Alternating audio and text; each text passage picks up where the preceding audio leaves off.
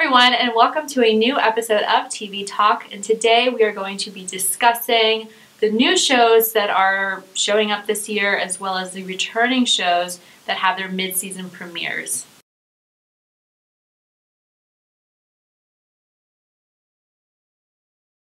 So our first new show that we're going to talk about is the newest Ryan Murphy show called American Crime Story. It's another anthology series of his where each season will focus on a different crime, and this first season is focusing on the O.J. Simpson trial, which, you know, you kind of go into it thinking you know everything and how is this going to be interesting, but it really works. It airs on FX Tuesdays at 10. It premiered February 1st. The cast is fantastic. Cuba Gooding Jr. plays O.J. Simpson. John Travolta is Robert Shapiro. Selma Blair is playing Kris Kardashian. David Schwimmer, which is a little odd. That one I'm very... like, he's so tall, and Robert Kardashian was like really small. Not really small, but like... so I don't know what happened there, but... yeah, so David Schwimmer is playing Robert Kardashian Sr. And then, of course, Sarah Paulson, Nathan Lane, like just a ton of great people are in this. And the first episode, of course, opens with O.J. Simpson's ex-wife, Nicole Brown Simpson, and her friend being found murdered, and people kind of investigating the crime, and it starts at all angles. Like I said, you know, you think you know everything, but it's still, I watched the first episode the other day. You were still on the edge of your seat, like, oh my gosh, who's gonna like come out? Are they gonna find something? Like, what's gonna happen? And it was very well done. It was FX's highest rated premiere ever, beating American Horror Story, everything like that FX has done. And as late viewings from DVRs or online have come in, like the numbers are still climbing. Critics have said that this is phenomenal. The only like negative thing that I've read is some people who were involved in the actual trial are saying like, oh, you know, it's not all true. But if you just appreciate it as a piece of well done television and, you know, get your facts or verify your facts somewhere else, that'll be fine. There's been no official word on a season 2 yet, but Ryan Murphy and his creative team have talked about, if they are greenlighted for a season 2, what they're going to focus on is Hurricane Katrina. Because as they said, crime doesn't just involve, like, you know, somebody stealing something.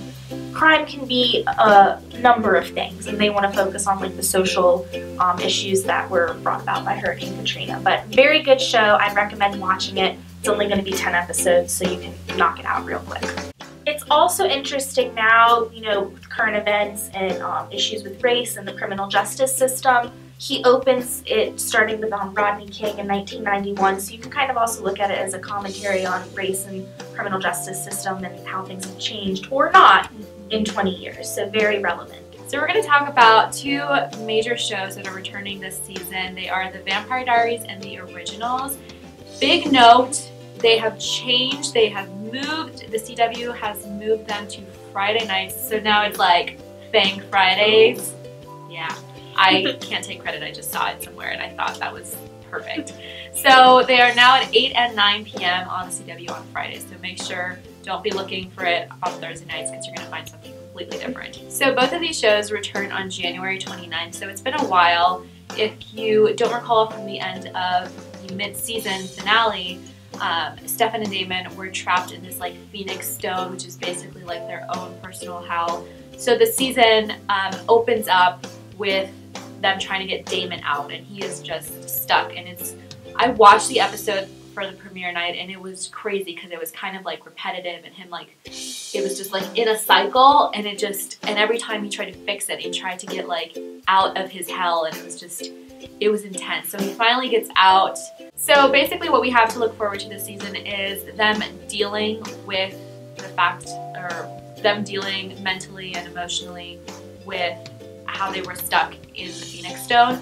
So that's a big part of it. Also, at least Damon was out of it for weeks, and so the entire town, Mystic Falls, is changed. And so they have to kind of like get their town back. And then as we saw in the flashbacks from the beginning of the season, it ends up, you know, with Stefan on the run. Caroline is married to Alaric. It's just crazy stuff is happening. That'll be fun to watch. Stay tuned for that. Really exciting stuff. So with the originals, the big thing that happened in the finale last year, really like 2 months ago, Klaus and Cami finally have a moment and get together, and they basically like profess their love for each other, and they spend the night together.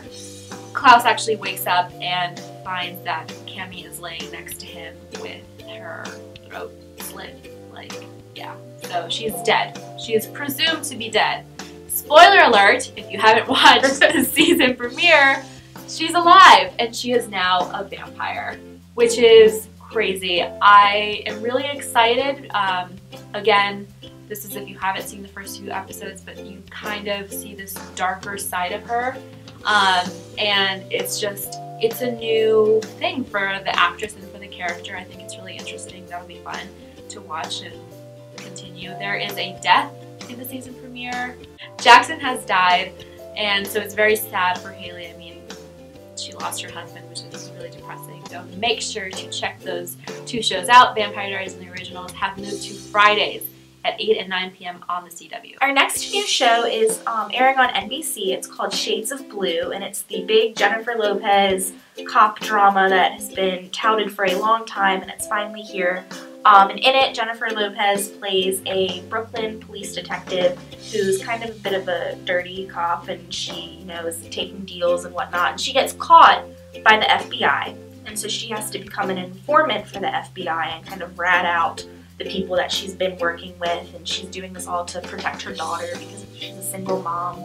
And, you know, it's kind of gritty. I haven't watched it yet, so I can't give my personal review, but ratings have been very strong and people seem to like it. The past couple of weeks, though, because it premiered in January, ratings have dipped a little bit, but I mean, that's always going to happen, and yeah, people DVR things and watch it later. But NBC seems to believe really strongly in this show, and they've already renewed it for a 2nd season. I think they're about halfway through their season right now, so you can check it out on demand or however you watch your shows, and it sounds to be pretty interesting. Yeah, I mean, it's J-Lo, so yeah. like anything J-Lo. Yes. Okay, so it is time to block off 8 p.m. to 11 p.m. on Thursday nights because TGIT is back. Woo-hoo! That is right. Oh my god, I am so excited. Obviously, I think that a lot of people love all of these shows. I mean, they're just so much drama, so much craziness. So we're just going to do a quick recap and basically what we're going to hopefully find out or what we're going to expect when these shows return. So by the time you guys see this, they would have returned. The first show, Grey's Anatomy, 8 p.m. It's getting crazy. Basically, we're going to open up with Meredith getting brutally attacked by a patient, which is crazy. And I've seen the previews, I've seen like the trailers and everything, and it's just really intense. And it affects everyone, especially Amelia. I think there's sort of like her like feeling guilty in a way, and you know, I mean, she's kind of ever since her brother's death, rest in peace, Derek. Okay, ever since her brother's death, basically she's kind of just really sad, and you know, she's been drinking, and it's kind of crazy. So she feels a bit guilty.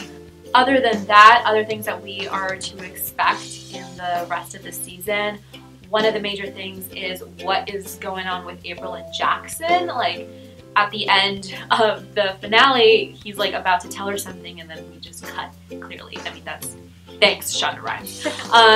So we're gonna find out later on through a series of flashbacks on their relationship, like a romantic rewind of sorts.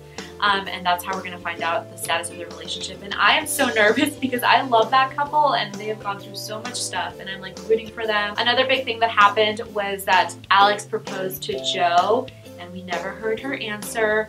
I mean, they were having like this crazy fight, and so him proposing to her was kind of like out of the blue, and I don't know. So we'll see what happens with that as well. Another big thing is that it's revealed that Owen has a sister, which is crazy. Like no one really knows about Owen's backstory. The new doctor, Nathan, him and Owen are not on good terms. There's something going on there, so we're gonna hopefully figure out why that is.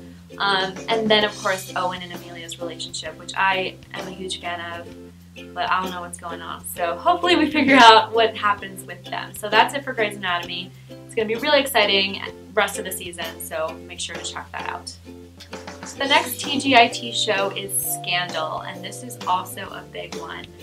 I hope that everyone has watched and caught up to what is going on, but at the end of the mid-season finale, it's revealed that Olivia actually had an abortion because she had been pregnant with Vince's baby, which is really sad, and they actually break things off. So it was a very sad ending. But when we open up, Olivia is like this whole new woman. Although I will say, I don't know if anyone's fans of Olivia and Jake, there are some hot, like, steamy scenes, so there might be something there going on. It's very ambiguous, so that's pretty big. Other things to look forward to. Melly is running for presidency, which is exciting because it's bless Shonda Rhimes. She has like synced it up to the current presidential campaign, and I think that's great. And then we get to find out all these new characters that play the candidates. So maybe we'll see like a Donald Trump in there. I don't know. We'll have to see. So that's going to be pretty exciting. Make sure to check out Scandal right after Grey's Anatomy at 9 p.m. Okay, finally for TGIT is How to Get Away with Murder. The mid-season ended with Wes shooting Annalise. Okay, she asked them to shoot her in the leg. That obviously did not happen since, you know, no one wanted to do it, first of all, and then Annalise tried to get Wes to do it, and the only way that was able to happen was for her to tell him the truth about his ex-girlfriend being dead this entire time. So huge lie. Obviously he's so mad, so he shoots her in the torso, which is very dangerous. So that's like emotionally, oh gosh. But I think by now everyone knows that she'll be fine. Another big question, at least what I have, is who's gonna die next? Because so many people die in the show, and I just want to know who is next. So it's going to be really fun to see how that plays out. And from what I've read, it just seems like the rest of the season isn't going to be as dark. It's supposed to be a bit lighter in a way, kind of have a little bit more funny scenes, hopefully.